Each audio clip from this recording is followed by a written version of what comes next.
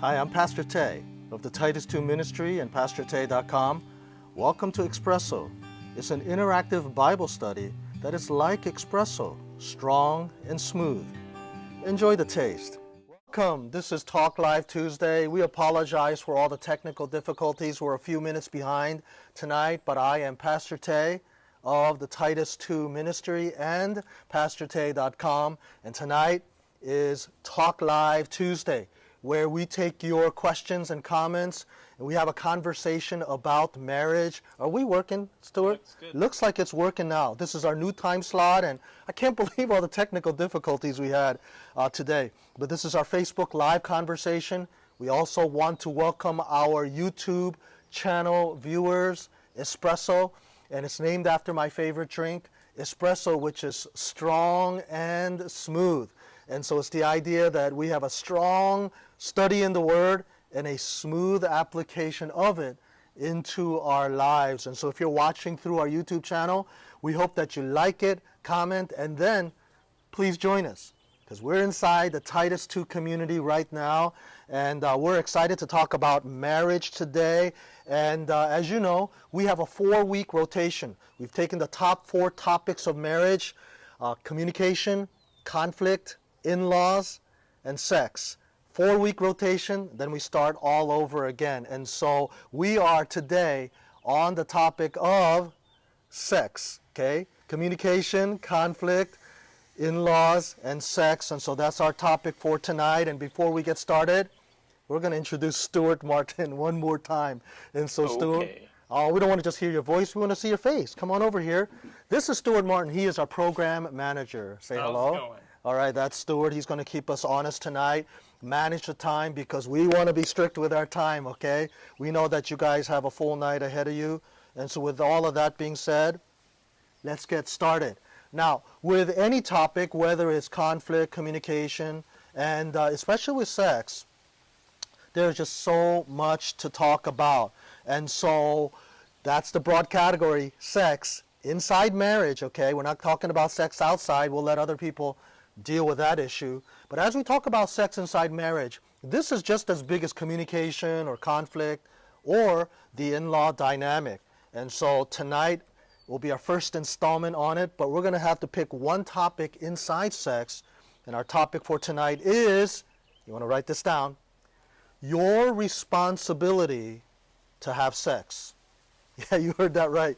Your responsibility to have sex. So this is about your responsibility. In fact, what's another word for responsibility? Can you think of a synonym? Can you put that on the scroll and let other people see some of the synonyms? And there's a bunch of other words that contribute to what we're talking about today. What's another word that comes to your mind? How about obligation? So we're talking about responsibility or obligation to have sex. And Stuart, if there's another word that somebody put in, let me know. What do you got? Duty. Duty. Okay. Duty as in D-U-T-Y. That is an excellent word. In fact, I'm going to use that in a minute. But still warming up here, and I know Stuart's got the timer on, because I'm just going to talk about this for a little bit and definitely give you an opportunity to make your comments and ask your questions. But let me get you guys thinking about this, and that is that as a biblical counselor for over 30 years, I have seen this as one of the biggest problems in Christian marriage. We got all kinds of things tonight. My 2 dogs are, I guess they want to talk live tonight as well. But I'm talking about this topic of your responsibility to have sex. Okay, come here, okay? This is one of the troublemakers right here. This is Abby, okay? Abby, please stop, all right? And we have Sadie. Sadie, will you please stop? Okay, thank you very much. Okay, so those are my 2 troublemakers. Sorry about that. But talking about the obligation, responsibility, or duty to have sex, and it really is one of the biggest misunderstandings in Christian marriage. For whatever reason, sex is seen as everything but that.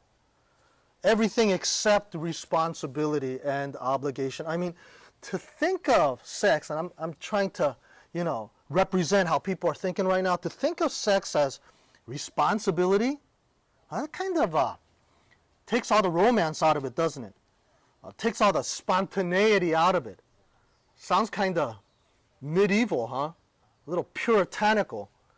Sounds like a bunch of crusty old Presbyterians, telling you to just do it, right? Waving their 90-pound Bibles at you. And the reason why married folks are uncomfortable with this idea of a responsibility, or this proposal that biblical sex is a responsibility, is because you guys watch too much TV. Come on now. You watch way too much Netflix. Binge watching I'm talking about, okay? You guys watching way too much, and you know what comes with that? Too many worldly ideas. Too many images of sex being, something you just get. Talking about personal gain. What's the image, right? Spontaneous sex, right? What's Hollywood? Spontaneous sex with the sun setting, the wind blowing through your hair, and the violins playing in the background, right? Now, if you have sex like that, okay, in your marriage, and your hair is blowing, and the violin is playing in the background, awesome. Good for you, okay? That's all fine. I'm not saying Christian sex ought to be boring or stoic, or you got to be quoting Bible verses at each other. That's not what we're talking about tonight, okay? I'm talking about the importance of having sex because it's so special, okay? I'm going to give you a bunch of descriptions here. You want to write that down. You might want to put it in the scroll. That is so important, so special, so uniquely part of marriage. Did you get that? So uniquely part of marriage that God calls it a duty, okay? So whoever put that in the scroll, the word duty, that is a good word. In fact, that comes straight out of the Bible. Let me give you a key verse, and somebody please put that on the scroll so everybody can see it. It is 1 Corinthians chapter 7, verse 3. 1 Corinthians chapter 7, verse 3 is one of our key texts tonight. In fact, I want you to put your finger inside 1 Corinthians 7 because that's our headquarters tonight. We're going to stay there. And so let me read verse 3 for you. It says, the husband should fulfill his marital duty to his wife, and likewise the wife to her husband. All right, let me read that again. The husband should fulfill his marital duty to his wife, and likewise the wife to her husband. Does somebody put that on the scroll, Stu? Okay, I want to make sure that all the key verses are there, and at any time there's a key or an important comment or question, Stuart, you want to stop me, all right? But let me just keep on rolling, as I just want to say, I gave you a key text, all right? And I'm just going to say something real simple right now. Don't get too fancy with your interpretation, okay? Don't be too sophisticated here. Read that passage straight. Read it straight up. Don't be too cute with it, okay? It's a straight up talk about your responsibility and your duty to have sex. Does that sound crazy? This is what we're talking about tonight. There are a lot of believers out there who don't quite get that. And so tonight, I want to make sure that you do get it. So listen, there are a lot of believers out there who think that sex is just something that you are permitted to do in marriage. Listen, there are a lot of people that think that, you're just allowed, there's another synonym there, you're just allowed to have sex. And so, you know what, you'll say that to the young people, right? Son, you can't have sex until you get married. Why, Dad? Is because it's only allowed in marriage. That's kind of the message that we're sending to the younger generation. And so kids growing up, they think that sex is something that is only allowed in marriage, and technically that is true. But follow me, young people think that, boy, I can't wait to get married because I'll be allowed to have sex. It's kind of like coffee, When you're young, did your parents say, okay, tell me on the scroll, okay, I'm just using coffee as an analogy. Did your parents say, you're not allowed to drink coffee? Okay, I know my parents said that all the time. And I would say, why, Mom?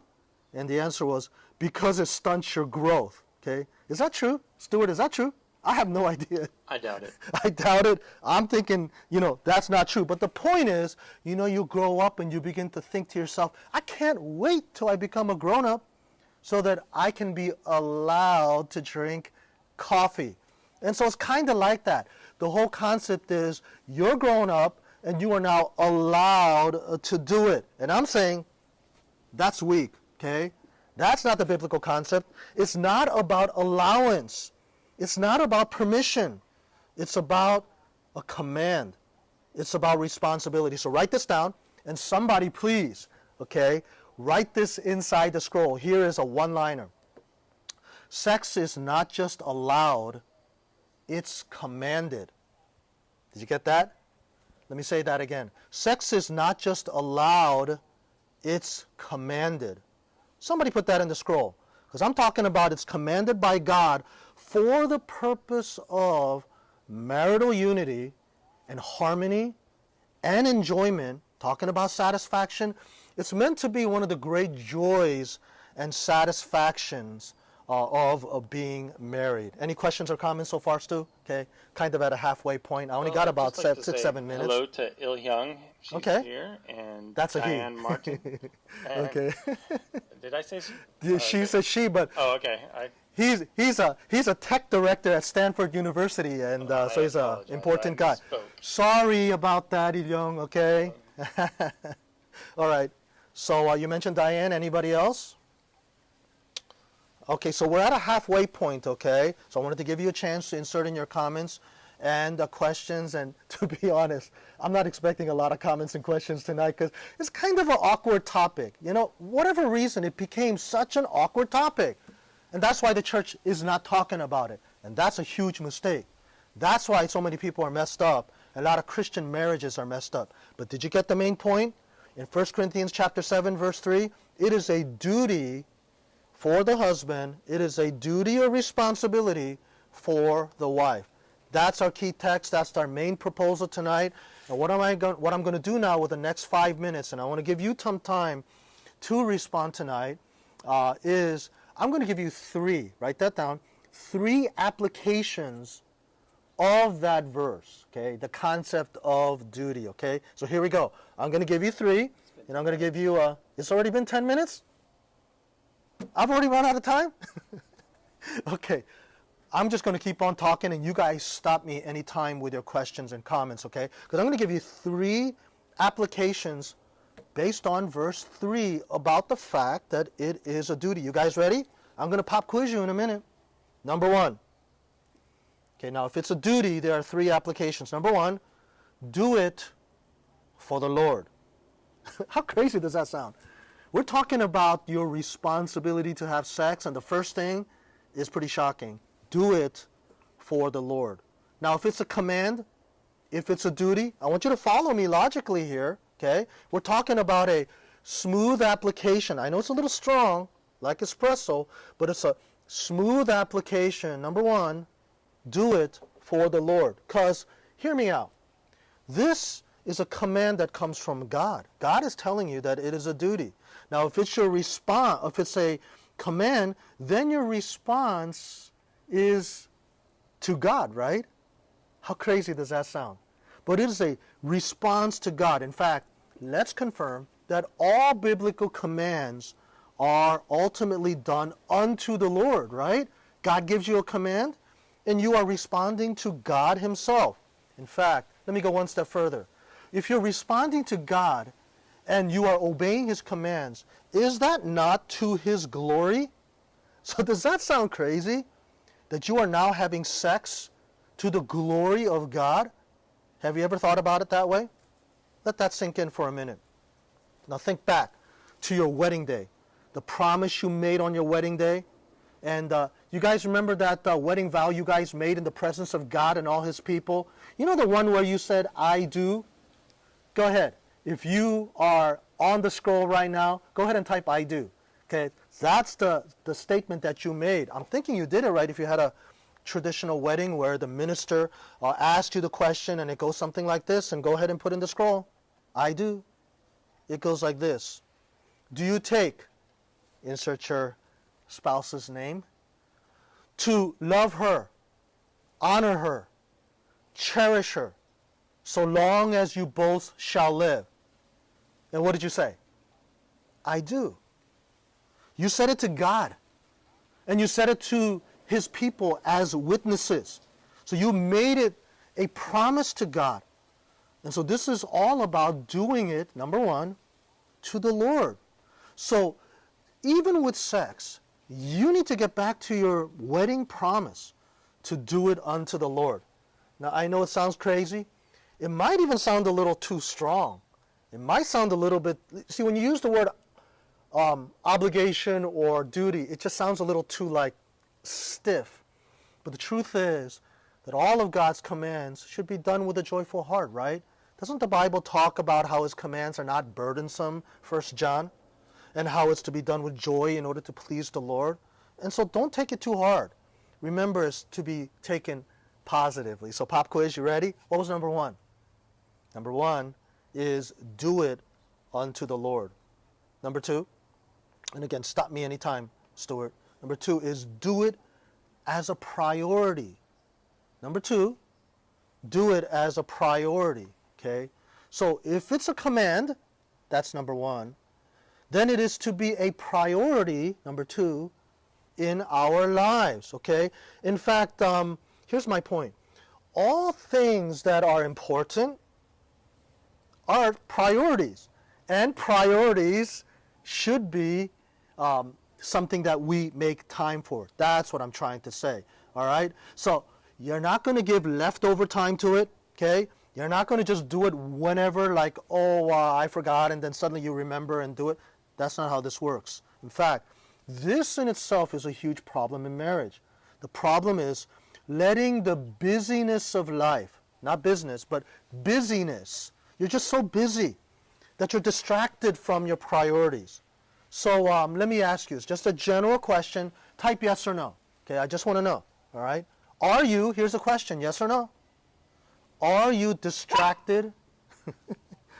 Are you distracted from your priorities? Are you? Yes or no? Okay, I want to know. Okay, do you live life just running around with no plan? Okay, no purpose? Okay, no priorities? Okay, obviously you're not supposed to do that. So think about it. Couples with young kids, you make so many sacrifices, you're so busy, you're chauffeuring them to ballet lessons and t-ball and everything else, and you're just so crazy busy. And then what happens at the end of the day? You are dead tired. And then you guys lay in bed together and what? You know, watch a little TV and then go to sleep. I mean, it's just a ridiculous life. And maybe you think that if the kids grow, and that you're going to have more time for each other. And my point is, it doesn't automatically play out that way, because your heart doesn't automatically turn on the switch. It's all about priorities. Doesn't matter what life chapter you are in. Young kids, you think that later it's going to get easier. Truth is, it's going to get harder, because now they're busy and they got their own schedules, and you know, your life gets dramatically more busier than ever before. So how about that? If a young couple, you're busy now, you're going to be even busier later. So what's the solution? I'm going to be very, very direct with you. You need to make time for the things in your life that are priorities. That's what it comes down to. It's about what you deem to be important, and then you're going to put it on your Google Calendar, and it's going to pop up as a reminder, and you are going to make time for it. So, you may not be able to have sex every day. I'm just being very straight and blunt with you, okay? There's no biblical command to have it every day. But you're going to make time for it. If it's been a crazy busy week or what have you, you're going to maybe go on a little trip, okay? Don't take the kids. And don't go to a place, okay? I'm being serious here. Don't go to some nice place with 10,000 things to do, you know, like shopping, horseback riding, dolphin petting, or whatever. Don't go to those places. I know you think vacations, you got to go to those places that are, you know, just so many things to do. And I'm saying don't do it. Rock climbing. Come on now. Go to one of those places where there's nothing to do. Okay? Absolutely nothing to do. Okay? That's what I'm talking about. Because if you go to a place like that, you got nothing to do except have sex. I'm being serious now. Go to a place like that for the sake of rewiring your sexual relationship from a biblical perspective and revitalizing your marriage. So, pop quiz. I've given you 2 points. Number 1 was what? Do it for the Lord. 2, what was number 2? Do it as a priority. All right, and number 3, this is number 3, and we are almost done with the time here tonight. Number 3 is do it for your spouse. Do it for your spouse. Okay? Now follow the logic here. Okay? Follow the biblical principle, I should say. If it is a responsibility, number 1. If it is a priority, number 2. Then it's really about the other person. It's not really about you. It's about the other person's needs and not your own. Yeah, I know your needs are important, but you want to think about the other person. So let me read you verse number 4 of our headquarters today. 1 Corinthians chapter 7, verse 4 says, the wife's body does not belong to her alone, but also to her husband. In the same way, the husband's body does not belong to him alone, but also to his wife. So again, just like I said with verse 3, you want to read verse 4 straight. Don't get too cute with it. Don't get too fancy or creative. You want to say that your body belongs to your spouse, okay? And so write this down. Here's another one-liner. Somebody put it on the scroll, please. Here it is. Sex is other-oriented. Sex is other-oriented. Somebody please post that. This is so opposite of what the world tells you. You know, the world tells you to go for it, right? Get it for yourself. And so guys, you know, have this mindset of conquering women and getting whatever they want. And at the root of worldly sex, listen, at the root of it is selfishness. It's about what you want to get out of it. Selfishness is, and I'm going to say this later when we get to the other topics, selfishness is one of the biggest problems in marriage. We happen to be talking about sex here, so let me apply it by saying selfishness, when you're just thinking about yourself, you know, is such a terrible thing when it comes to sex. That's worldly sex. Worldly sex is all about taking, whereas godly sex is all about, Stu, what's the opposite of taking? Huh? Giving. Okay, there you go. Okay, technical difficulties with the mic tonight, but it's giving, taking, or what's the opposite? Giving. So therein lies another biblical principle. Say it again, Stuart. Can you say it? Giving. Oh man, now the microphone is broken. What is going on here? It was a dog? Dog that ran over the mic? All right. Okay, we're back. We are back. So tell me, Stuart. Giving. Thank you. That's what we're talking about right now, boys and girls. In fact, that reminds me of Acts chapter 20, verse 35. Somebody please post that on the scroll. Acts chapter 20, verse 35, it says, it is more blessed to give than to receive. And so the Christian mindset is all about the other person. That should not sound foreign to you. It should make sense if you are a Christian. It might sound crazy if you're not. But the Christian life is all about the other person. So follow me again. If it's a duty, number 1, or responsibility to the Lord, and if it's a priority, number 2, then you're going to have sex for the sake of the other person. Meaning, I'm going to be very specific here as we are coming to a close. You can have sex even though you're not in the mood. Did you get that? You can have sex even though you're not in the mood. Because you're not doing it just because you're in the mood. You're doing it for the other person. So you're going to do it even if you're tired. You're going to have sex even if you got a headache. You remember that joke, I got a headache, you know. But the point is, you can have a sex because your spouse is in the mood. Because your spouse has a need. Does that make sense? And so it's about a duty. It's about a responsibility. So follow me. Let me go through the logic again. And I'll tell you, my dogs are so bad tonight. They're so bad. Oh my goodness. So anyway, thank God we are coming to a close, but I need to say this before we go, okay? Sadie, Abby, please.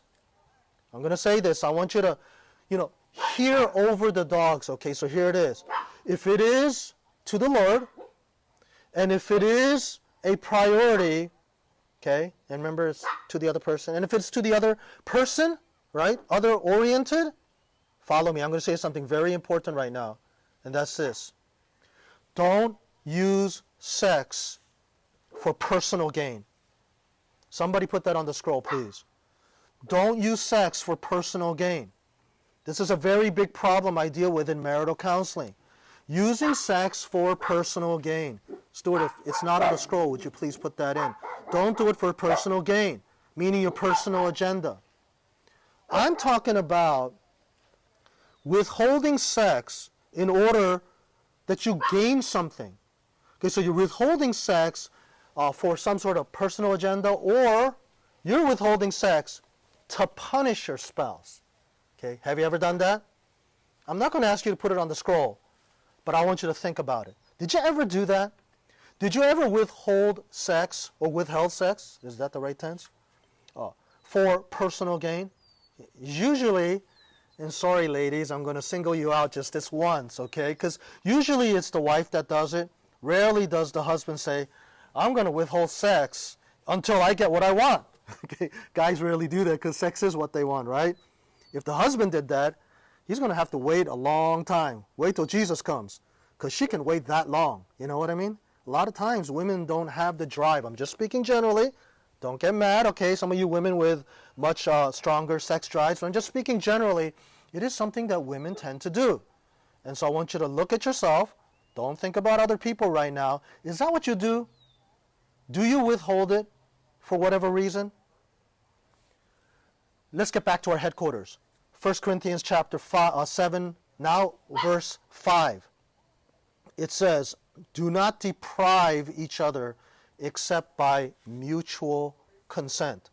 The word deprive in the original Greek, write this down. The word deprive there in verse 5 means to withhold. Okay? Withhold or avoid with deceit and dishonesty. Did you get that? Withhold or avoid through deceit or dishonesty. So your heart's not right. Now you're doing it for some other purpose. Evil purpose, I might add. And so don't deprive. Don't withhold. Don't use it as a bargaining chip for something else. Okay? Don't manipulate. Don't punish. Don't be selfish. Okay. Stuart, would you mind grabbing Abby? Okay, she is such a troublemaker. Abby. Okay? So here's a pop quiz. Okay? Did you get that last point? Don't do those things. Here's the pop quiz. What are those 3 points? We're coming to a close now. Number 1 is do it to the Lord. Number 2, do it as a priority. And then number 3, do it for your spouse. Now, if you did all 3, I'm done now. Let me just say my closing comments. And I think we're right on schedule, Stuart, because we were 10 minutes behind. Hey, we actually did it. We had a 30-minute show tonight, okay? But again, sorry for all the technical difficulties, but let me just close by saying that if you do those 3, okay, and you do it to the glory of God, it's going to really help revitalize your marriage. I'm thinking there's going to be less infidelity out there, more healthy marriages, and if you do it, the romance is going to come back. The feelings are going to come back. So don't misunderstand. I am not saying that feelings are out the window. I'm just saying if you do what God tells you to do, then all the right feelings will fall into place. Now, if you have been listening tonight and you guys have a healthy sexual relationship, I mean, that's just great. Awesome. I mean, go for it. Have sex tonight, okay? It's all part of the gift that God has given to you, and something that you should celebrate and enjoy on a regular basis. Well, that's it for tonight. I'm so sorry for my 2 dogs, okay? They were really, really bad tonight. But speaking of bad, don't you be bad when it comes to this topic, okay? And so that's our first installment on it tonight. We hope that it helped you a little bit. We're pacing ourselves. We're going to give you more installments on the 4 and just keep on going. But in closing, please check out our website. George, if you are on the scroll, would you please drop our website into the scroll? It's titus2ministry.org. Visit there, and I know it's just starting out, and so it's not a lot of stuff, but if you would be so kind as to check it out and benefit from it. We also have a newsletter that goes out every single week. It's an email where you get updates and things. And so, George, if you would please drop a link for that. We'd love to have you subscribe. We'd love to have you also tell a friend, because we are live, even with technical difficulties and dogs barking. We are live every Tuesday, 6 o'clock. That's our new time, 6 o'clock Pacific and 9 o'clock Eastern. And so thank you for that. And I got a little surprise for you. Next week on Talk Live Tuesday is Don Owsley. Don, are you there? If you are there, would you please say hello? And Don will be our featured teacher next Tuesday. So I am excited about that. Don, are you excited? Tell us, are you excited? And everybody else who's on the scroll, would you please say hello to Dr. Don Owsley in Denver. Hey, we're leaving California next week. We're going to Denver, and we are back to the top of our rotation. We just finished sex. We're going to go back up to the top. What was the first one? Communication. And so Dr. Don is going to give us a lesson on communication, and you'll find out more about that later on in the week. And so please pray for Don. In fact, speaking of prayer, our prayers are with you. Sex, along with the other topics, are really big challenges and struggles in many marriages. And so our prayers are with you. And we pray that God will strengthen and revitalize your marriage. And if you need prayer, please contact us. We'd love to pray for you. Please post inside our community. If you need more than prayer, somebody to talk to, you know we are here for you. And so you can private message us, let us know, and we'd love to walk alongside of you on this Christian walk. We're just so blessed to have the Titus 2 community. We hope that you're blessed as well. We hope that you will tell others about it.